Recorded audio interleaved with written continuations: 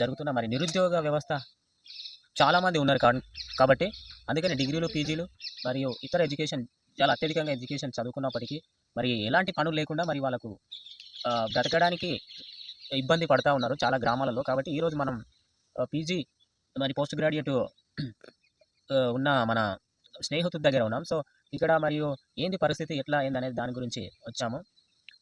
మీ పేరు చెప్పండి. నా పేరు బసయ్య. గట్టిగా. నా పేరు బసయ్య. ఓకే. నేను ఇప్పటికీ ఎంఏ పూర్తి చేసుకోవడం జరిగింది. అయినా జాబ్ రాక నేను వ్యవసాయం చేసుకుంటూ ఉన్న ఎకరం పొలము, అది కూడా నాకు ఎకరం పొలము రికార్డుకుంది కానీ ఎకరం పొలం భూమి మాత్రం లేదు. కాకపోతే అందాదమైన చేసుకొని బతుకుతుండా. ఓకే. ఇప్పుడు మా వాళ్ళు కూడా నీ భూమి లేదు, నీది నువ్వు చదువుకున్నావు కదా సంపాదించుకొని నీవు అట్లా అంటున్నారు. మరి నా పరిస్థితి ఏంది? ప్రభుత్వం ఏ విధంగా ఆదుకోగలుగుతుంది? తెలంగాణ నిరుద్యోగుల పరిస్థితి ఏ విధంగా దిగదార్చింది? మరి ప్రభుత్వం చాలా సార్లు చెప్తా ఉంది కదా, ఎందుకంటే మేము చాలా పోస్టులు రిలీజ్ చేస్తున్నాం. రిలీజ్ చేసినప్పటికీ కూడా ఉద్యోగాలు మేము వేల సంఖ్యలో ఇస్తున్నాం. మరి చాలా మందికి ఉద్యోగాలు వచ్చాయని చెప్తా ఉన్నారు. కాబట్టి మరి ఎక్కడ ఉన్నది? ఇప్పుడు నిరుద్యోగులు నేను ఇక్కడ కనబడతలేదా? ముఖం ముందర కనబడుతున్నాయి. వ్యవసాయం చేసుకొని బతుకుతున్నాయి. ఎంఏ పూర్తి చేసిన కూడా ఇంకేడ జాబులు వచ్చినాయి? ఏమో లొట్టి మీద కాకి కావాలని వాళ్ళతో అయిపోయి అవుతుంది అనుకున్నావా? ఏడున్నాయి నిరుద్యోగులు ఉండరు, నిరుద్యోగులు లాగానే ఉండిపోయిండ్రు. ప్రభుత్వం ఉన్నది ఎత్తుకొని పోతున్నది. ఉన్న సంపద మొత్తం ఎత్తుకొని పోయి లోపల ఎక్కడెక్కడ చేస్తున్నారు ఏం తెలుస్తలేదు నాయకులు.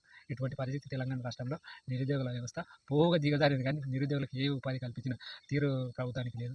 దౌర్జన్యమైన పరిస్థితి రేవంత్ రెడ్డి సర్కారే ఈ విధంగా చేస్తున్నది అని నేను తెలియజేస్తున్నాను.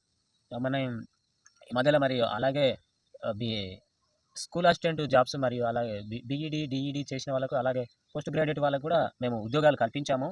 మరియు ఇన్ని పోస్టులు రిలీజ్ చేసినప్పటికీ మరి బీఈడీ ఉన్న వాళ్ళకు మరియు అలాగే పోస్ట్ గ్రాడ్యుయేట్ ఉన్న వాళ్ళకు మరి ఇవి సరిపోతున్నాయి, ఇంతకు సరిపోయినా లేదా అనేది మరి ఎంతమంది అప్లై చేసుకున్నారు, ఎంతమందికి జాబులు వచ్చినాయి? అప్లై చేసిన వాళ్ళందరికీ జాబులు వచ్చినాయా? మరి రానటువంటి వ్యక్తులకు ఏ విధంగా ఉపాధి కల్పించవలసిన పరిస్థితి ప్రభుత్వానికి లేదా? అవును. కల్పించవలసింది కంపల్సరీ ప్రభుత్వానికి ఉంది. కాబట్టి ఇప్పటికైనా నిరుద్యోగులకు ఉపాధి కల్పించవలసిందిగా రేవంత్ రెడ్డి సర్కార్ను కోరుతున్నాం.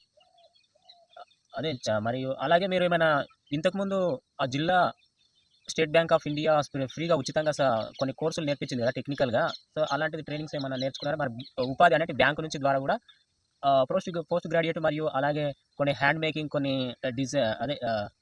కొన్ని వర్క్ సొంతంగా టెక్నికల్ వర్క్ నేర్చుకున్నప్పుడు ఈ బాధ్యత ప్రభుత్వానికి కలిగి ఉంటుంది. ఎందుకంటే బ్యాంకు ద్వారా అమౌంట్ ఇచ్చి కానీ వాళ్ళు సొంతంగా తీర్చిదిద్దుకొని బతారని అలాంటివి ఏమైనా అవకాశాలు కల్పించారా బ్యాంక్స్ ఇప్పటి వరకు ఏమీ మాకు కల్పించలేదు. ప్రభుత్వాలు ఏ ఒక్క సంస్థలు మాకు కల్పించలేదు.